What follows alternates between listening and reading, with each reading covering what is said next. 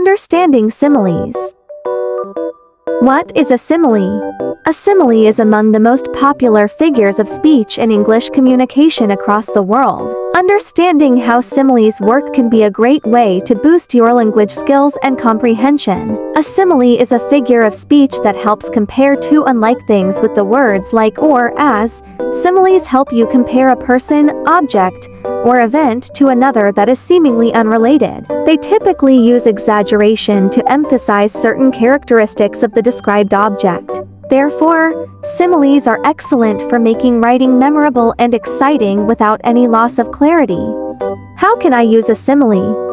The first, similes have a basic formula. A is like B or A is as adjective as B. Sticking to similar formulae in everyday communication can help you use similes to deliver understanding.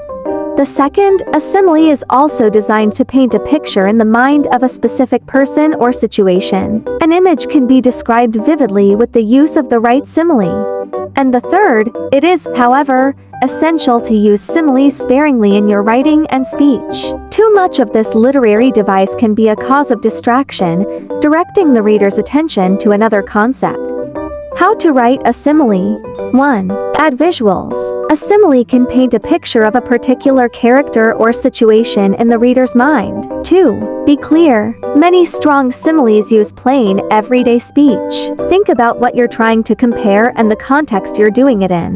3. Think of original ideas. Avoid clicks or similes that are common. Think about the imagery you're trying to evoke for the reader, and don't pick the first comparison that comes to your mind. This is usually the easy choice, and it won't be as powerful as your second or third idea.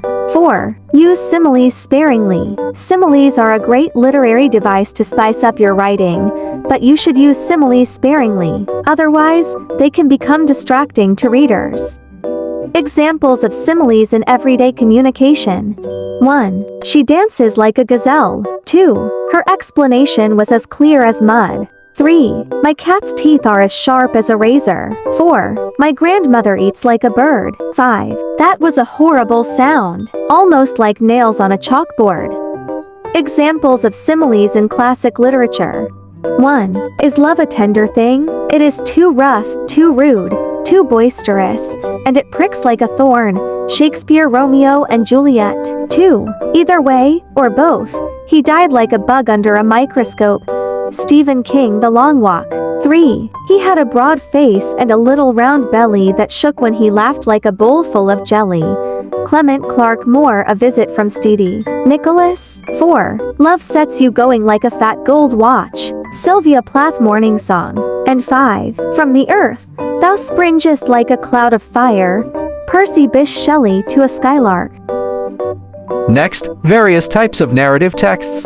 1. Fairy tales. The first type of narrative text is a fairy tale. Fairy tales are fantasy stories in which magical events occur. The content of the story is the author's imagination. Examples of characters are fairies, giants, dwarves, or good or evil princesses.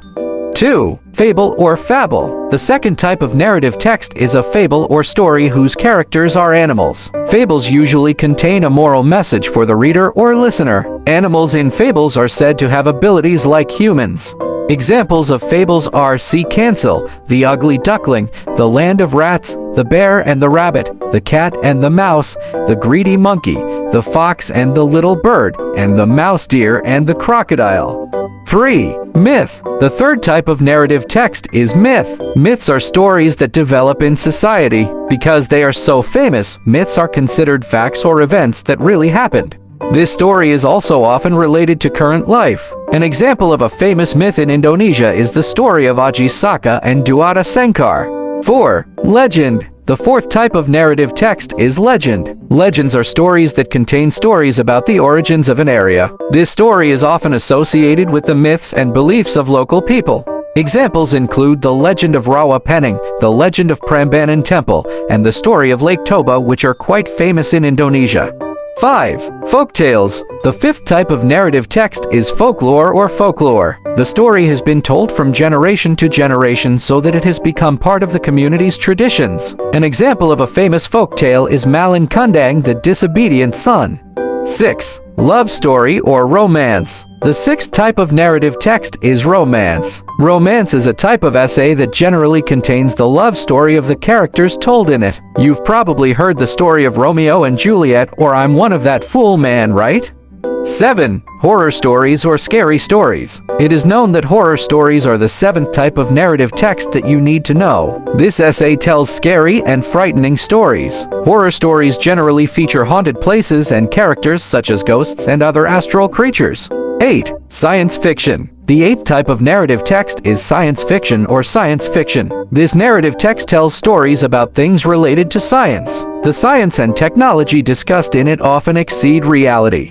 9. Personal experience. The ninth type of narrative text is personal experience, which is an essay that contains the author's personal experience. This includes biographies, autobiographies, and inspirational stories that have been infused with the author's imagination. Example of folklore narrative text. Once upon a time, there was a grandfather who was very old. His eyes were short-sighted, his hearing was almost deaf, his knees were shaking, and when he sat at the dining table, he could barely hold a spoon, so he often spilled the broth from his spoon. The broth fell from the spoon onto the tabernacle, and sometimes the broth fell drop by drop from the mouth. His son and his son's wife became fed up with this situation. So they sat the old man in a corner near the kitchen alone, and they gave him food in an earthenware bowl. The food given is always small and not enough. While eating, the old grandfather often looked at the dining table with tears in his eyes. One day, his shaking hands couldn't hold the bowl, and it fell to the floor and broke. His son and wife became angry, but the old man said nothing and could only take a deep breath. Then they bought a cheap wooden bowl for the old grandfather, so that the wooden bowl wouldn't break if it fell. As they sat down at the table to eat, her 4-year-old grandson started collecting some pieces of wood on the ground. What are you doing there, my son? I will make a small wooden bowl for father and mother, for you to use when eating when I am older. The man and his wife looked at each other for a few moments, and finally they cried because they realized and regretted their bad treatment. Then they invited old grandpa to the dinner table, and old grandpa always ate with them at the same table since then. They never said anything or complained when old grandpa spilled something on the table. Finally they are back together and happy.